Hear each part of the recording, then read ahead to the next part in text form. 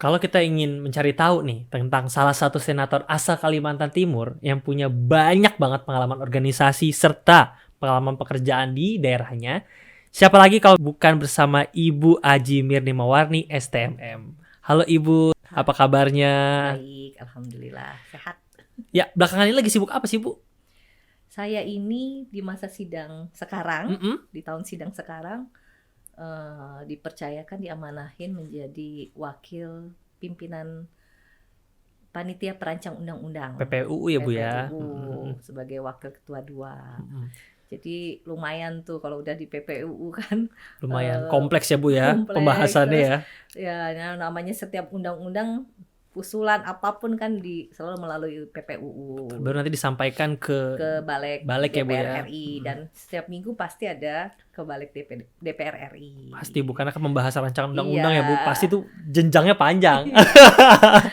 Nah Bu, sebelum di PPU Ibu di bagian alat kelengkapan apa Bu? Saya itu Di di masa Komite sidang sebelumnya? 2. Komite 2, oke. Dari awal sampai sekarang Komite 2. Kemudian di awal saya sempat BKSP dan PURT. Oke. Tapi di tahun sidang kedua saya pindah ke PPUU. PPUU ini ya. Nah, di tahun sidang sempat juga di kelompok DPD. Oke. Tapi habis itu saya pindah dari BKSP, saya pindah balik lagi ke kelompok DPD gitu. Tapi nggak masuk kelompok 21. 13 saja cukup. 13 cukup ya Bu ya. Berarti Ibu semuanya hampir sudah ya Bu ya, kan BKSP kerjasama antar parlemen, ya. PURT rumah tangga, terus sekarang Ibu di PPUU, urusannya lebih kompleks lagi ya Bu ya. Lebih kompleks lagi. Betul. Kalau PURT kan kita lebih ke internal rumah tangga ya, dan seperti itu sering saya hadapi ketika saya menjadi direktur PDAM lah gitu. Oke. Jadi atas saran adik saya kan sebelumnya anggota DPD RI kan, Haji Mirsa. Nah, suka saran gini, kamu kan baru nih ke politik, udah masuk PPUU biar belajar banyak. Gitu. Ternyata benar lah.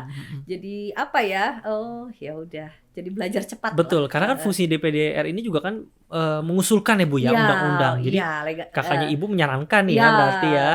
Nah, Bu Mawar mungkin bisa cerita nggak sih Bu? Awalnya kan bukan itu adik saya. Enggak, Ibu mungkin ya. Maksudku Ibu mungkin bisa cerita nih ke sobat senator. Jadi awalnya Ibu tadi kan sempat singgung di direktur PDAM. Iya, direktur cerita PDAM. Ibu dari awal banget sampai akhirnya masuk ke DPD RI itu gimana ceritanya sih Bu? Sebenarnya karena adik saya. Iya. jadi waktu itu saya sebenarnya sudah mau habis masa jabatan. Sisa 8 bulan sebelum saya mundur. Oke. Nah, adik saya waktu itu mencalon ke DPR RI untuk periode kemarin ini. Oke. Nah, kemudian sambil dia tanya, kakak mau nggak lanjut di PD gitu, maksudnya karena kan sayang nih dia udah punya istilahnya konstituen yang baik betul. Jadi kalau saya masuk lah bisa lanjut gitu kan. Terus saya bilang, saya terus berpikir suami saya sempat saya nggak mau Ibu cerita ya Bu ya, nyari solusi gimana. Maksudnya karena saya itu kan biasa bekerja dengan teknis ya. Iya, praktis yang Ibu ya. Ibaratnya A sama dengan A, B sama dengan B. Kalau di politik kan nggak bisa seperti itu. Iya, betul. Dinamikanya bergulir dan kita pasti berubah dan cepat juga. Ya Bu ya dinamikanya. Cepat banget gitu. Kadang-kadang kita merencanakan A udah berubah jadi C. Betul. Gitu kan. Nah, terus tapi akhirnya kebetulan juga saya mungkin terahnya di keluarga, kakek saya tuh orang politik. Oke. Papa saya orang politik gitu. Walaupun akhirnya papa saya tuh di masa mudanya berhenti berpolitik, masuk ke PNS. Oke. Gitu. Ya waktu itu ada cerita lah sehingga beliau seperti itu. Nah, kakak saya aktivis semua dulu waktu mahasiswa gitu. Dan kakak saya aktif juga mengawal aspirasi ya Bu. Di masyarakat juga kakak saya sangat aktif gitu. Adik saya satu ya ada di rumah itu warna-warni partainya. Kami nggak pernah, jadi makanya kita di rumah terbiasa dengan perbedaan. Jadi namanya toleransi itu tinggi gitu. Betul. Saling memaklumin ya tinggi. Walaupun kadang-kadang kita berani harus mengungkapkan apa yang kita rasakan. Betul. Gitu ya. Tapi kadang-kadang dengan adanya perbedaan kan nggak semua orang bisa menerima perbedaan. Iya, pasti itu. Bisa jadi ada ngambek-ngambekan, apalagi kayak zaman berantem Bu, bisa berantem. Zaman pemilihan presiden kemarin kan hot banget tuh. Bahkan ada suami istri kelahi karena gara-gara mendukung dan bercerai loh. Iya, akhirnya cerai. benar. Kan Sempat kita masuk banyak. berita Bu itu ya. Heeh. Jadi kan itu sedih banget karena mungkin melatih diri untuk perbedaan itu emang nggak gampang Sulit. gitu, memang Terus sulit. butuh waktu juga. Butuh waktu. Kalau kami kan memang karena dari kecil sudah ya itu tadi Diajarkan saya ya, Bu, bilang, ya. iya, kakek saya dulu ketua Dewan Nasional Kalimantan Timur. Oke. Kemudian kedua Dewan Nasional lagi, Dewan Kalimantan Timur, sorry. Iya. Papa saya juga pimpinan DPRD Kaltim di tahun 70-an dan 70-an. ketua partai di salah satu partai di Kaltim Di juga. Kaltim. Tapi dari kami bayi itu kecil itu beliau udah mundur, udah menjadi PNS. Pindah Ibu ya. Ya. Oke. Tapi mungkin disinilah tanpa disadari kami berempat ini sering diskusi tentang politik, Mas. Oh. Dari dulu oke. sering diskusi tentang politik. Nah, makanya gitu. terbiasa ya Bu ya. Sudah misalnya terbiasa. politik perbedaan itu. Sudah terbiasa. Jadi sering diskusi tentang politik. Terus ya berjalannya waktu kita memilih profesi masing-masing. Kemudian saya menjadi direktur PDAM. Ya itulah saya didorong untuk ini. Saya tadinya berpikir aduh ngapain ya gitu. Saya kan udah bicaranya teknis, saya bilang. Betul. A sama dengan A, B sama dengan B. Politik nggak bisa begitu. Ya tapi ternyata ketika di tahun 1-2 itu saya masih beradaptasi, apalagi ditambah lagi dengan pandemi kan. Iya Bu. Jadi proses pembelajaran politik saya agak sedikit Kayaknya tertunda. setahun Ibu masuk langsung Nggak pandemi ya Bu ya? Nggak sampai. Nggak sampai. Oh iya benar, karena kan sekitar Kan itu Februari Maret ya. Februari Maret. Kita aja baru dilantik Oktober. Oktober. Dulu 6 bulan aja Belum ya Bu, masih lihat kanan kiri lah Iya, pandemi. terus tiba-tiba harus Zoom semua Iya. gitu. Terus saya belajar, akhirnya banyak membaca. Nah, memang setelah di PPU dan kita hadir fisik, makanya saya nggak terlalu suka lewat Zoom. Jadi ketika dibuka boleh hadir fisik, walaupun 1-2 orang, saya sendirian sering kadang-kadang di komite 2 tuh pimpinan saya gitu. Udah aja Bu ya. Udah aja nggak apa-apa. Sisanya Zoom. Karena supaya saya bisa, karena belajar lewat Zoom itu nggak cepet menurut saya. Kadang sinyal Bu, sinyal Ya, tuh berpengaruh. sinyal, terus penangkapan suara, terus kita nggak ngeliat keliling, terus empat juga kan kalau di kamar kita di Iya. Zoom nggak enak gitu. Tapi kalau udah di ruangan secara fisik itu komunikasi kita tuh bisa kita tuh bisa kebuka lah Kebuka gitu. Bu. Jujur Bu, kalau misal di kamar terus kita depan Zoom juga lama-lama suntuk ya Bu. Suntuk. Jadi apa yang pengen kita sampaikan kadang suka lupa. Kadang suka lupa. Terus kayak ketutup gitu Iya, ya. nggak ada refresh gitu Bu Iya, ya. bener. Kalau Jadi kalau kebuka ya udah. Dan lagi kalau kita secara fisik kita ketemu teman-teman dan berbagi pengalaman kan. Nah di situ komunikasi Bu. Nah, Ya, baru di tahun ketiga saya merasakan banyaknya ilmu-ilmu politik yang sharing-sharing politik dari teman-teman karena sudah berkurang lah pandemi. Iya, betul. Nah, dari situ terus belajar dan sampai akhirnya saya diberikan kesempatan melalui Timur 1 untuk menjadi pimpinan di PPUU. Semakin belajar lagi, Pasti, bertemu, ngebedah undang-undang lagi Bu ya, di sini baca-baca. juga bisa membuka jaringan link ya, jaringan lah, membuka jaringan gitu. Nah Bu, selama tadi kan Ibu berarti 2 nih, Ibu pernah jadi PDAM juga, terus sekarang Ibu jadi anggota DPD RI, alhamdulillah luar biasa. Nah ada nggak sih Bu dulu suka dukanya pada saat Ibu di PDAM itu? Wah banyak. Banyak ya Bu ya. Jadi gini, karena kita PDAM itu kan pelayanan publik dan pelayan publik yang primer, Ya, dasar pasti Bu, banget. air tuh dibutuhkan. Air itu kadang-kadang kalau berhenti, apalagi kami di daerah jauh ya. Kemudian waktu itu juga kondisinya masih belum untung atau sudah mulai untung tapi ngepas gitu ya. Iya. Nah terus kalau ada perbaikan-perbaikan kami kan juga jarang nyetok peralatan dan itu kan misalnya didatangkan dari Jawa. Nah kalau misalnya air mati rusak kan harus ada perbaikan. Maintenance-nya itu Bu ya. Alatnya itu kadang-kadang dipesan dari Jawa. Kalau 1-2 hari itu masyarakat masih bisa menerima. Tapi udah masuk hari ketiga bahkan pernah sampai seminggu. Wah, rame dong Bu. Bayangin. Untuk pelanggan nggak banyak karena untung saya bukan di kota besar kan gitu. Nah itu suka dukanya. Terus kadang-kadang saya itu waktu jadi direktur PDAM anak sakit pun saya bawa ke kantor. Berarti di ruang meja kerja Ibu tetap ada anak saya lagi demam, saya taruh di samping. Ya ampun. Saya sering begitu, sering banget begitu. Dan kadang-kadang sedihnya gini, ada waktu itu kami itu lagi ngurus penyertaan modal, jadi cair penyertaan modal. Ini saya dapat WA. Pertama begini, Ibu jangan dikorupsi aja tuh uang. Saya bilang, aduh korupsi. Pertama saya lagi belum gajian, kami suka tunggakan tertunggak gaji waktu 1 tahun pertama loh. Saya memimpin jadi direktur. Bahkan saya merelakan cuma dapat kasbon demi karyawan yang gajian duluan. Betul. Gitu. Waktu itu seperti Karena itu. berapa banyak keluarga itu Bu pasti Bu Iya, ya. kan kami itu belum masih subsidi. Oke. Jadi kalau subsidi terlambat cair ya otomatis kan nggak Otomatis. gajian. Iya, lambat, Bu. Gitu. Nah, itu udah ini banget lah, tapi disitulah Iya. saya pernah juga bawa berkas door to door ke para bukan door to door, person to person, menjelaskan kondisi PDAM di pejabat di sana. Iya. Karena kalau saya melalui forum nanti nggak nyampe Iya. maksudnya. Jadi saya itu waktu awal tuh lelah sekali. Waktu saya tuh kadang-kadang udah nggak sadar udah jam 9 malam. Saya ditelepon sama suami saya, pulang dong Mi gitu. Karena nggak kerasa itu Bu ya, iya, turun ke lapangan kerasa, itu, turun ke betul. lapangan langsung. Kayak kerja waktu itu SDM belum bisa saya bina. Karena kan gaji mereka 18 bulan waktu saya masuk itu 18 bulan nggak digaji. Ya ampun. Jadi mereka mendapatkan pendapatan itu dari illegal connection. Itu ya bahaya Illegal sebenarnya Bu ya. connection. Nah, dari situlah kita Ibu benahi ya semua. benahin pelan-pelan lah dan dirangkul satu-satu. Kita yakinkan dulu gaji berjalan aja, yang tertunggak nanti dipikirkan. Oke. Nanti saya perjuangkan gitu, dan di tahun ketiga baru saya bisa membayarkan tunggakan gaji itu. Tunggakan gaji, tunggakan perusahaan dan kami ya pernah diputus tuh PLN saya baru 1 bulan. Diputus Bu. Diputus. Berarti yang sebelumnya Mati. nggak bayar tagihan dong? Nggak ada. Aduh. Terus nggak ada duit. Iya benar. Nah, terus waktu itu saya ke pimpinan daerah lah gitu.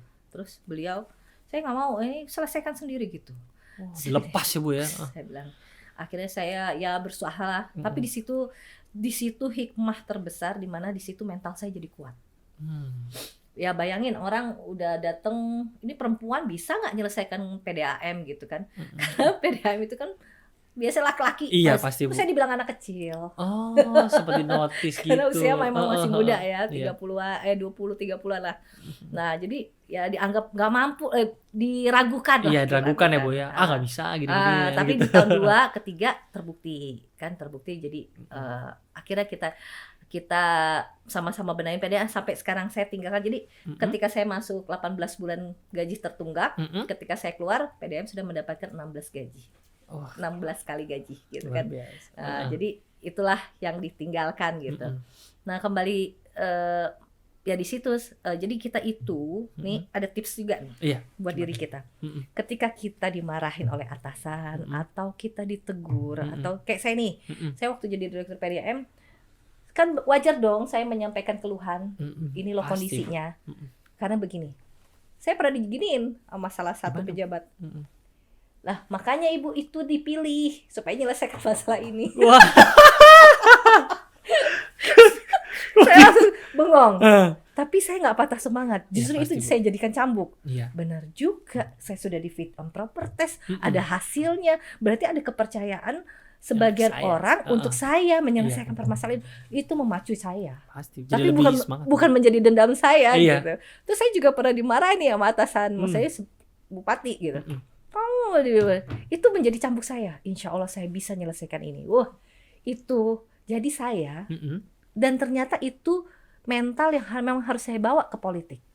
Sampai sekarang ya. Karena di politik ini kan lu nggak suka bisa jatuh. Iya. Posisi-posisi seperti pimpinan, ya paham lah kalau politik bisa. Iya. Nah, atau digeser orang atau ini kan banyak. Saya santai aja, mau saya digeser, mau saya diapain, mau saya santai aja. Santai. Enjoy Bu ya. Enjoy. Gak usah dipikirin. Itu tips ya. Iya, Betul. karena itu energi negatif kalau saya pikirin.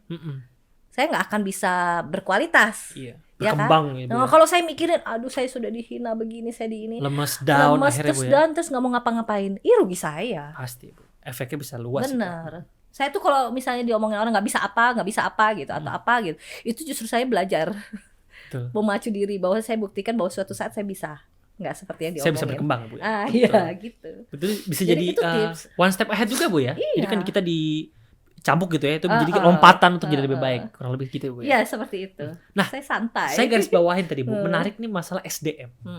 Nah, SDM di Kalimantan Timur itu berarti tadi Ibu sempat notice ada beberapa yang lulusan SMA, SMP.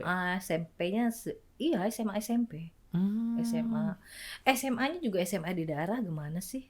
Ya kan? Tapi di situ saya terpacu untuk membina mereka. Iya. Mereka itu dulunya Mm-mm. di awal SDM PDM itu gini, naik pesawat aja nggak pernah. Dulu awal, Oh, oke. pokoknya lucu-lucuan, banyak cerita lucu lah, gitu, banyak cerita lucu lah. Terus masuk hotel kan canggih tuh, ada Iya. kelas. Ya kalau di sana kan kadang-kadang mungkin masih sungai gitu, mereka buang airnya. Mm-mm. Nah itu lucu-lucuan dulu awal-awal. Tapi sekarang mereka berkualitas. Betul. Nah, jadi yang harus digarisbawahi oleh Ibu, aspek apa aja nih Bu yang harus tingkatin dari SDM di sana? Kalau saya lihat lebih formal tuh kan bisa didapat, Iya. ya mendatangkan pelatihan. Tapi yang sering jarang didapat itu kan ketika kita berdiskusi. Oke. Kalau berdiskusi gini loh, pasti Mas ada kebuka, ada yang disampaikan yang bikin jadi pelajaran buat kita, Iya, ya kan? lesson Kalau learned. diskusi. Mm-mm. Jadi saya dulu juga membiasakan, menerapkan di sana Diskusi. itu staf itu diskusi. Jadi Mm. saya tidak menjadikan pemimpin yang arogan, saya A jadi A, B jadi apa? A harus A gitu kan. Jadi duduk bareng ya? Duduk bareng diskusi sambil Oke. makan kadang-kadang. Lesehan kayak Lesehan. begini saya gitu. Kadang-kadang mereka nyiapkan sebenarnya nggak usah, saya mau santai aja. Mm-mm. Sama tukang gali, sama ini kalau saya lagi berinteraksi sama Justru mereka dari itu terbangun ya Bu ya terbangun pesannya. gitu. Karena kan saya harus mengeluarkan diskusi. Jadi gini, SDM di daerah, terutama di daerah pelosok, Mm-mm. itu memang mereka kita bisa bilang itu SDM-nya rendah. Bisa kita bilang. Oke. Tetapi yang tanpa kita sadari ternyata banyak mereka memiliki kapasitas yang bagus. Artinya kapasitas yang besar. Capacity building. Hanya mereka belum diberikan kesempatan. Iya. Kalau sudah diberikan kesempatan, akhirnya mereka tereksplor. Dan Betul. itu saya kenapa jadi meyakinkan itu karena ketika saya mendatangkan orang-orang pelatihan untuk staf-staf saya, kadang-kadang itu kan pelatihan pasti saya ambil dari Jakarta dong. Iya Bu, gitu betul. ya. Atau Dikirim daerah ke sana. Kalau saya berdiskusi sama mereka yang melatih ini, instruktur ini, mereka suka kaget, itu lulusan SMA Pak, gak pernah keluar ke Jakarta melihat bla bla bla, tapi kok bisa mengikuti Bu, ini mereka, saya pikir S1 gitu, kadang-kadang gitu. Enggak Pak, saya bilang, mereka gak S1, saya bilang, artinya kapasitas itu mereka punya, hanya kesempatan yang mereka gak ada. Betul. Untuk meningkatkan kualitas SDM itu bisa sejajar di setiap daerah, ya harus sering berdiskusi. Makanya sangat penting kalau pemerintah digital RUU ini disahkan, itu nanti juga membuka ruang-ruang diskusi. Jadi masyarakat yang di pelosok juga mengerti perkembangannya. Jadi pemerata ya Bu ya, rata semua. Iya. Betul. Saya punya staf, dia nggak pernah ke Jakarta. Dia cuma pendidikannya SMA di daerah itu. Tapi kalau menurut saya dia pintar. Cepet ngerti. Itu anak kalau dikasih tahu A, cepet ngerti gitu. Jadi saya suatu saat saya minta temenin dia ke Jakarta, saya ajak gitu. Saya nggak pernah Bu, tapi dia ngelihat Bu katanya ada ini. Itu kan bentuk dari informasi yang sering dia baca, gitu kan. Nah, jadi saya bilang ini. Nah, kalau dengan adanya teknologi internet ini kan memang mempercepat ruang-ruang itu. Mereka yang dimanapun, pelosok Indonesia manapun, mereka bisa tahu dengan akses internet itu Bu. Apalagi kalau nanti ada Zoom untuk diskusi tentang bahas A, itu kan lebih enak lagi gitu. Betul. Jadi SDM itu perlahan demi perlahan, sedikit demi sedikit bisa terbangun ya Bu ya. Nah, terbangun. Pada saat itu apa aja Bu tantangannya Ibu pada saat membina SDM di Kalimantan Timur? Yang pasti dana ya. Dana. Kalau nggak ada dana ya nggak jalan gitu. Oke. Selain dana Bu, kemudian? Dana. Terus infrastruktur? Iya, pengaruh. Pasti, ya. Kayak dulu saya membina karyawan untuk membuat laporan. Kan udah, jadi setiap kecamatan tuh dulu kepala-kepala unit PDAM yang ada di kecamatan itu datang membuat kas. Saya menghitung mereka datang ini biayanya luar biasa. Jadi kita terapkan mereka datang itu 3 bulan sekali. Tapi kan laporan itu harus dibuat setiap bulan. Iya, monthly report. Dari sistem ini internet mereka masukin. Digital berarti. Digital. Nah mereka yang daerah tertentu kan internetnya nggak bagus. Jadi ada mereka bisa Ibu ini internet yang bagus itu di dekat jembatan. Mereka bawa itu laptop. Ke jembatan? Di jembatan itu? Ada jaringan. Iya. Kan jaringan internet itu susah banget. Pernah juga ada jaringan, ada cerita juga nih kayak di desa mana gitu. Ada dibangun jaringan, tapi ternyata habis itu ketika ada perusahaan yang ambil. Diklaim? Bukan diklaim, jadi jaringan tuh hilang. Masyarakat nggak bisa pakai. Nggak bisa akses itu jaringan gara-gara udah ada perusahaan yang ambil. Kan itu sedih banget. Makanya itu juga kemarin saya sampaikan ke pemerintah. Ini harus diperhatikan juga. Kasihan masyarakat. Karena informasi untuk kita mau meratakan kualitas SDM yang baik itu Mm-mm. salah satunya melalui internet. Karena kalau nggak ketinggalan informasi, Bu. Nggak tinggal Pasti. informasi. Apalagi kan di RUU pemerintahan digital itu salah satunya adalah kita nih Iya. harus lompat ya, Bu Iya. ya. Sistem Cuman digital kita kan sekarang juga ada kendala juga nih. Ini ada kendala juga. Kita banyaknya berita hoax. Iya. Kan masyarakat di daerah tuh kan belum bisa memilah Iya. mana hoax mana enggak. Belum bisa filternya ya, Bu ya. Belum bisa filter. Nah itu juga harus konsentrasi kita juga menyelesaikan permasalahan itu gitu. Betul. Nah, berkaitan dengan tadi, Bu, yang di PDAM Ibu sudah semua serba digital. Ada lagi nggak sih, Bu, inovasi digital yang dulu pernah Ibu munculkan di PDAM di Ya, salah satunya mungkin kalau di PDAM besar di Jakarta mungkin pakai ya. Iya. Kalau di kita kan daerah kecil, Mm-mm. pelanggan juga masih nggak banyak, 30 ribuan gitu, 20 ribuan. Nah itu kita terapkan sistem baca meter dengan Meter. GPS. Jadi posisinya mau baca meter, ini si pembaca punya sistem di dalam aplikasi dia. Kalau dia nggak tepat titik koordinatnya, kan setiap meter air yang Meteran kami pakai air. itu selalu ada titik koordinat yang Iya. kami input di dalam sistem. Nah, jadi kalau dia nggak tepat nih kan harus difoto. Iya. Kan kalau nggak pakai GPS bisa aja dia foto di mana. Iya, ngacak, Bu. Tapi kadang-kadang adanya GPS, dia foto nggak bisa terinput kalau bukan sembarangan titik koordinatnya. Mau nggak mau dia harus moto di tepat di meter air yang benar. Baru terinput. Masuk ke sistem. Dan itu 30% loh. Jadi sebelum kita melakukan kenaikan tarif tuh kita perbaikin dulu sistem-sistem Infrastruktur semua. infrastruktur, termasuk sistem baca meternya sebagai, karena sistem baca meter nih adalah penentu uang masuknya PDAM. Yes, Income-nya PDAM. Jadi itu juga harus diperbaikin dulu. Betul. Gitu kan. Dari dasarnya Dari dulu dasar istilahnya. dulu, gitu, itu udah baik, masuk sistem bener, ternyata pendapatan kami bisa naik 30% dengan pencatatan meter yang benar. Jadi dari sistemnya tadi juga dibenahin sama Ibu, SDM-nya juga Ibu benahin. Karena gini loh, ya ini pengalaman aja ya. Iya. Kalau kita nggak pakai seperti itu, kadang-kadang pelanggan kita juga nakal, oknum kita juga nakal. Iya. Udah janjian aja, udah kecil. Akhirnya dengan pertama kali kami menggunakan sistem itu kewalahan loh. Ada yang udah belum, jadi meter airnya itu sebenarnya udah 20 ribuan. Ternyata dilaporkan cuma kecil lagi. Iya, Ada bisa yang gitu. Dikat. Ya, ada yang kayak gitu. Kami setengah mati itu benahinya. Itu berarti awal-awal tuh, Bu ya, setelah itu. Awal-awal waktu menggunakan Pembiasaan, baru sistem setelah pembiasaan itu. Berbagai proses tadi. Banyak keluhan. Karyawan ini kan setiap kita menerapkan sistem baru, keluh. Bu, kenapa sih? Kenapa harus begini sih? Tapi dengan lama-lama. Nah ini enaknya pelatihan itu. Begitu ada pelatihan, kita sebenarnya pelatihan yang tanpa disadari. Terus terang, kalau di daerah tuh kalau kita melakukan pelatihan lagi buang-buang uang gitu. Efeknya nggak ada, ini karyawan. Tapi sebenarnya yang saya rasakan ketika saya melakukan pelatihan, mereka semakin mandiri. Nggak tergantung kita lagi. Betul. Ibu juga pasti monitoring dong. Kita hanya monitor. Kita nggak perlu lagi membina segala macam. Dan adanya bimbingan itu tantangan di daerah itu. loh. Pasti, Bu. Tantangan di daerah itu kan begitu. Karena belum semuanya merata, Bu, pasti. Ada aja plus minusnya gitu. Nah, tadi selain yang tadi, Bu, kalau untuk dari segi SDM, kira-kira tenaga pendidiknya itu harus apa sih, Bu, ini tingkatkan?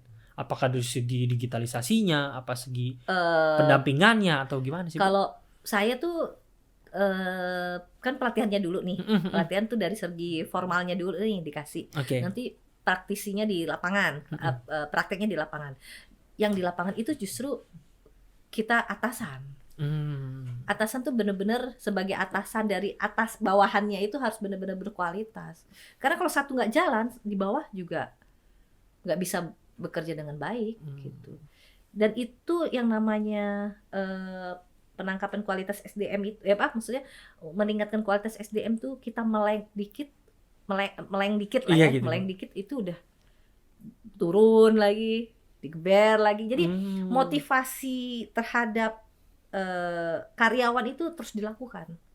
Jadi setiap minggu dengan apel pagi, kan cuma Senin pagi itu apelnya, itu bentuk motivasi itu. Itu juga menjadi salah satu langkah untuk pengelolaan SDM ya, Bu? Iya, itu salah satu. Karena kalau nggak dimonitor, mereka namanya kita ya up down gitu kan. Pasti. Kayak iman juga kan up down gitu kan. Iya, Bu. Up and down gitu. Jadi harus ada yang motivasi gitu. Betul, yang menjaga pace-nya itu, Bu, ya, menjaga tetap pace-nya stabil. itu. Dan saya juga manusia gitu, kadang-kadang down juga, kalau lagi turun saya bilang gimana nih gitu.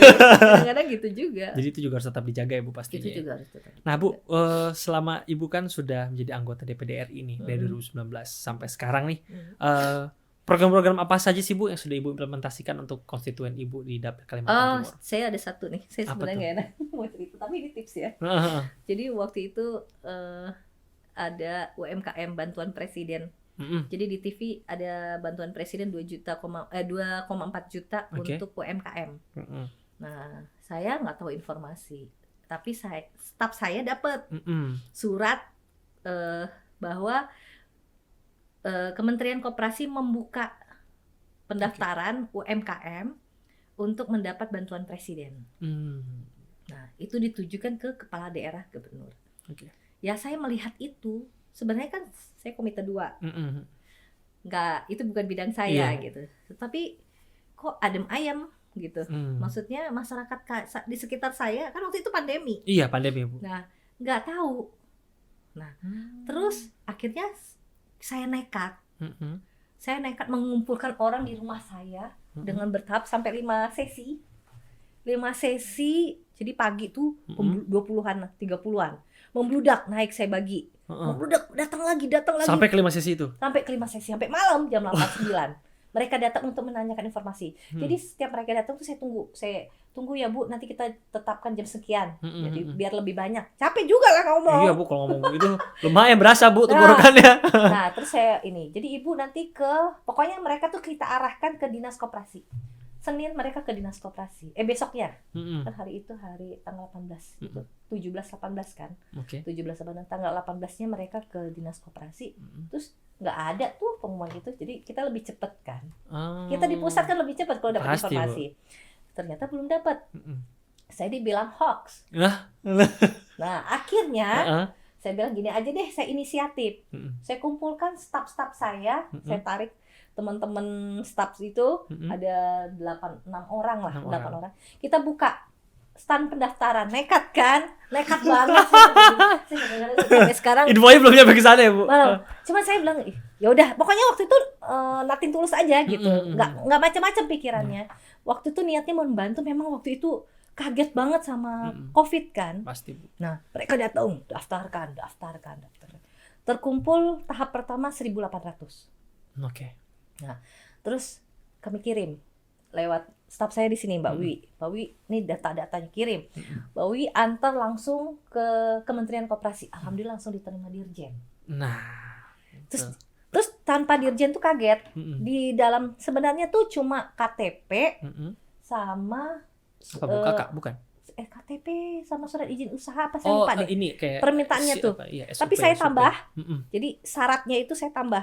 Surat izin usaha ya saya ini ya. Kalau surat izin usaha nggak bisa, surat keterangan dia berjualan di RT atau lurah gitu kan. Terus KTP, KK sama dokumentasi. Dokumentasi itu kalau mencurigakan orang-orang saya turun ke lapangan. Iya, ngecek gitu. Jadi mencurigakan sih. Gak yakin. Nah, tapi padahal dokumentasi nggak diperlukan kan di dalam syarat itu. Berarti boleh lengkap dong. Wah, lengkap banget. Sampai Dinas Koperasi langsung dapat. Terus kedua kami masukkan lagi. Pokoknya total akhirnya 2.300. 2.000. Tahap kedua. Nah, begitu selesai kami kirim. Abis itu Dinas Koperasi barulah buka. Kami nggak buka nih. Nggak buka. Tapi waktu itu ada kelurahan yang bilang hoax lah, apalah, nggak mau lah gitu kan. Dan ternyata anggota DPD itu pakai surat, kami nggak ada artinya, sedih banget kan. Maksudnya bahwa ini benar. Jadi surat saya tuh ada sebagian lurah tuh nggak dianggap. Maksudnya ngebantu ini. Ya pokoknya nggak inilah. Nah udah. Terus tapi saya biarin lah.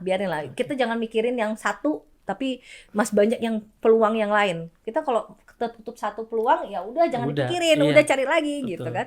Udah dapet. Yang kedua, begitu Dinas Koperasi buka, saya nggak buka.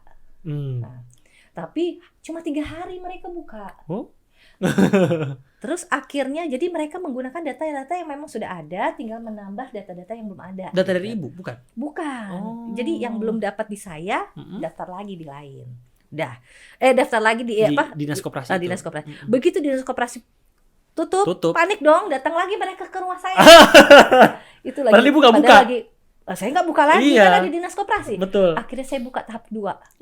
Tapi saya suruh staf saya, boleh nggak saya buka lagi? Terus tanya ke Kementerian Koperasi, bisa dibuka, buka aja, masih dibuka di sistem kami. Maksudnya mereka memang belum tutup. Gitu.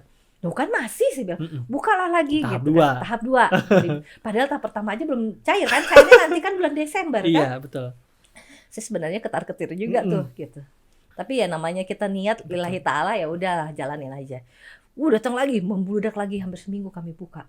Jadi total yang saya kirim itu 2.300. Alhamdulillah 90%. Alhamdulillah, luar biasa. Alhamdulillah. Dan itu yang saya rasakan ketika kita melakukan sesuatu lillahi ta'ala, insya Allah itu dimudahkan semua. Betul, Bu. Saya juga nggak nyangka kok diterima. Dan begitu saya menerapkan di tahun kan itu 2 tahun berturut-turut ya, tahun depannya dapat lagi 1,4. Nah itu sekarang pakai dokumentasi. Artinya gitu, iya Bu, dokumentasi. Ya, karena kan saya kenapa saya harus pakai, jadi ada mereka validasi ya Bu. Validasi. Terus mereka nanya, Bu, kami di dinas koperasi katanya teman-teman saya yang daftar di dinas koperasi itu nggak perlu pakai dokumentasi. Ibu, saya paham, tapi ibu daftar langsung, tanggung jawab ada di ibu. Kalau ini kan ibu daftar ke saya, nanti saya yang bawa ke sana, saya yang tanggung jawab gitu. Jadi saya tetap mau pakai dokumentasi. Akhirnya nurut, ikut. 2.300. Alhamdulillah, Gitu. 90% tuh banyak. Sebenarnya iya. Banyak banget loh itu Bu. Dan saya tidak menggunakan buat saya mengumpulkan KTP loh. Saya tanya dulu mereka mau nggak. Nggak ada niat seperti itu. Jadi sempat sih, enak tuh udah ngumpulin KTP. Saya bilang nggak. Demi Allah nggak, karena kan kita niatnya nolong ya. Iya pasti Bu. Jadi yang kita kumpulin KTP ini juga di luar, maksudnya kalau mereka mau ya udah kita ambil, kalau nggak mau ya udah harus ditanya. Nanti juga gempor kami juga di lapangan. Iya, Bu. Ketika nanti ada uji petik dari KPU, ternyata orangnya nggak kenal saya atau lupa, itu bahaya. bahaya itu. Betul. Gantinya malah lebih ribet kan. Berarti program itu officially sangat membantu Bu untuk para UMKM di daerah banget Mas. Pasti. Terutama karena yang kami hubungin tuh tim saya itu turunnya bener-bener ke lapangan. Jadi yang gerobak-gerobak itu dapat semua. Dan mereka ternyata KTP-nya bukan KTP Kaltim, KTP dari Jawa. Pendatang. Gitu. Ada juga pendatang. Kasihan sih ya. Pasti Bu. Apalagi kan dihajar pandemi semuanya kan lagi 2020 tuh nggak boleh kemana-mana. Dan di tahun kedua dapat lagi 1,4.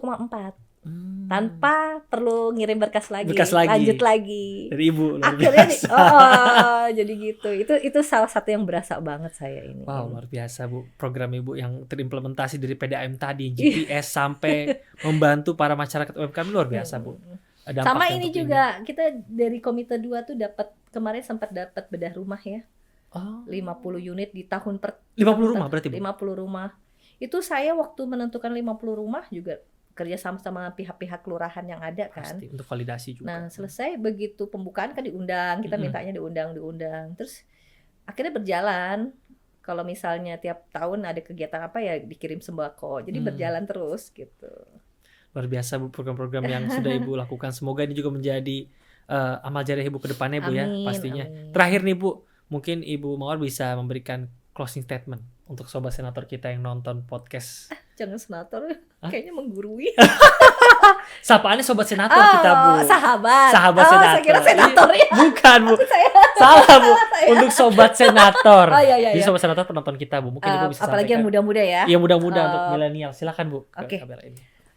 Kita jangan pernah menjadikan sesuatu yang membuat kita sedih, kecewa itu membuat kita berpikir sehingga menjadikan energi negatif. Tapi jadikan semua yang didapat, yang hal-hal yang seperti itu tuh menjadi motivasi kita untuk terus maju.